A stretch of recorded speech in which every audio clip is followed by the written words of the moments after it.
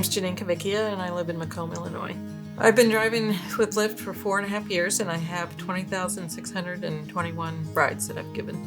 We got Lyft in Macomb in May of 2019. I had been happily retired for 3 years and didn't need to work, but I thought, well, that'd be fun to do a couple hours a day, a couple days a week. And when I saw that there was a need, I ended up being on 12 hours a day, 7 days a week.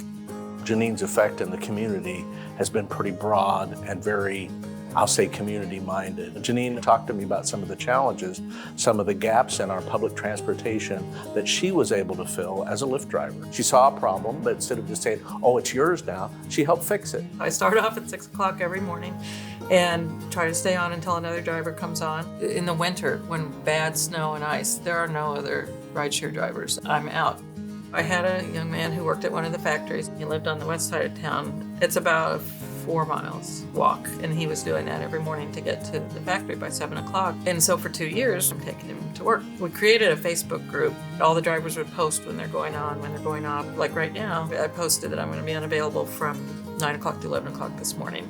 It lets passengers and drivers know because they're relying on me. I want to not leave people stranded. I picked up a passenger one time. He kind of looked like he was stumbling as he's coming to the car, and I could smell alcohol in his breath. And when I clicked that I had arrived, I saw it was to the St. Louis airport, which is 3 hours one way. And I said, I don't know if I can do that. But he just begged me, please, you have to take me. I have to get to the airport. He talked the whole way there, told me he has been in rehab twice before. His therapist got him into the one slot that there was available in Florida, and he had to go then. And I said, you know, I'm the only driver on Lyft right now, and what would you have done if? And he said, I would have drank myself to death.